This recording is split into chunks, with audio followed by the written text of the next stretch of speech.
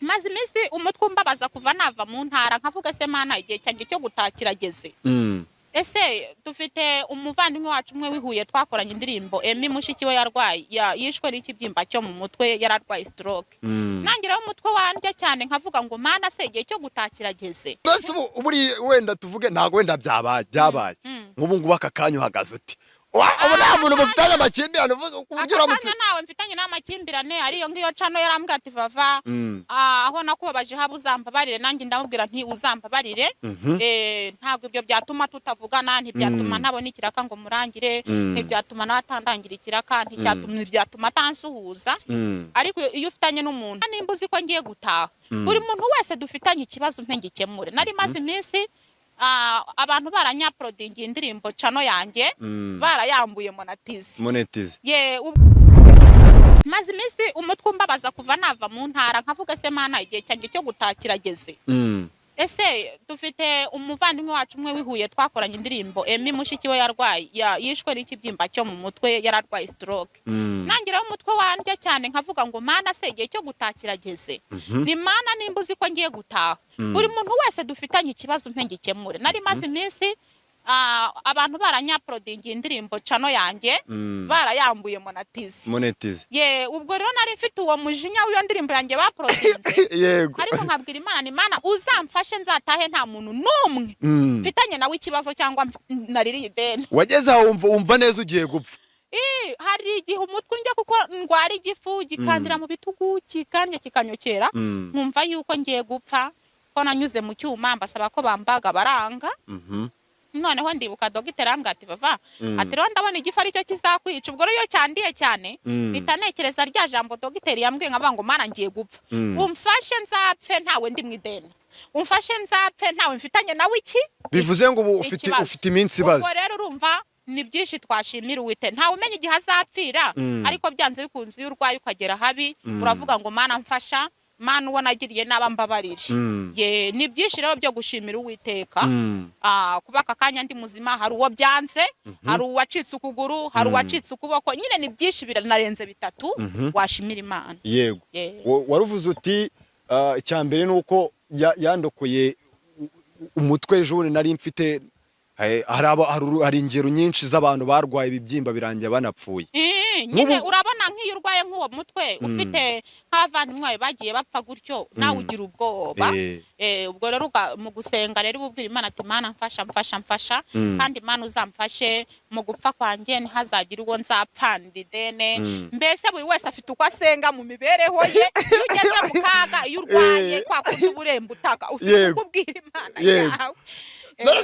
Nose uburi wenda tuvuge ntago wenda byabaye nk'ubu ngubu aka kanya uhagaze uti ubu nta muntu mufitanye amakimbirane uburyo uramutse nawe mfitanye n'amakimbirane ariyo ngiyo cano yarambwira ati Vava aho nakubabaje haba uzambabarire nanjye ndamubwira nti uzambabarire ntabwo ibyo byatuma tutavugana ntibyatuma ntabona ikiraka ngo murangire ntibyatuma natandangira ikiraka ntibyatuma atansuhuza ariko iyo ufitanye n'umuntu amakimbirane urumva ufite umujinya n'iyi message nyihe buri wese nishinga ugira umujinya w'ukwezi ugira umujinya w'amezi abiri uhigira umuntu burya ikintu cyabaye kiba cyarangiye. Niba perezida avuga ngo hello guys nizere ko meze neza nizere ko meze fresh aho muri agiye atandukanye abari mu Rwanda abari hanze y'igihugu hope ko ibintu biba biri kugenda bimera neza cyane. Iyi ni Sample TV naho nge ndi Sot Official.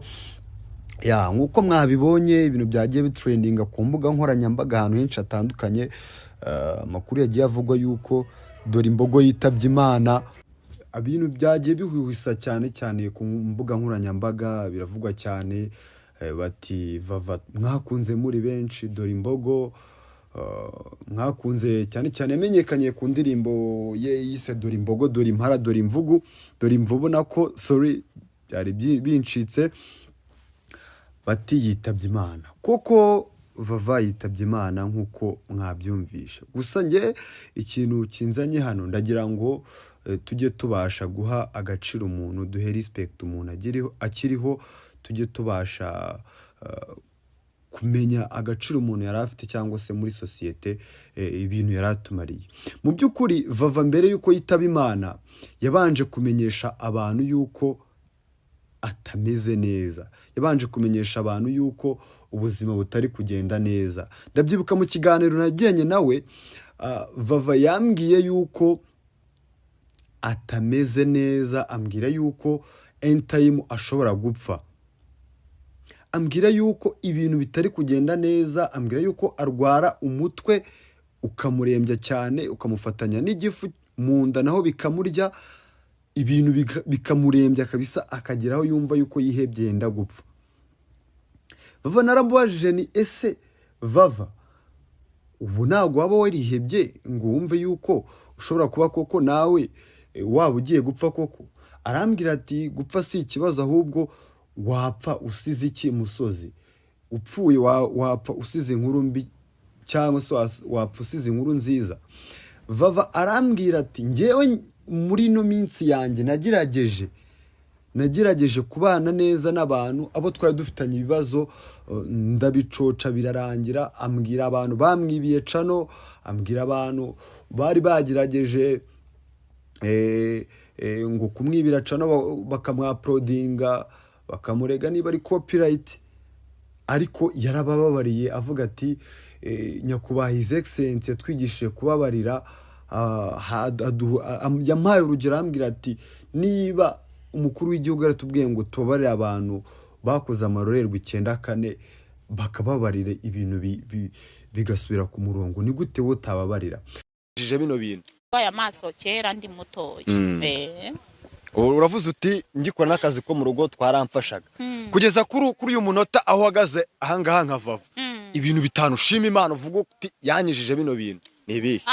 Icyambere ni ibyo ngibyo maze kuvuga, akazi ko mu rugo. burya iyi Imana oya izagaruka kandi nintagarukayo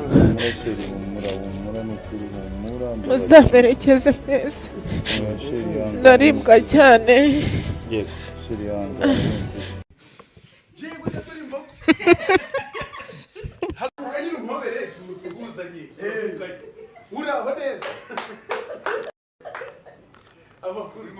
nyine ngira isoni gusa nyine ngenda tunguwe n'ukuri, ngenda tunguwe pe ndatunguwe mu mateka. reka rero ubwatsi mukure nkugurira imashini.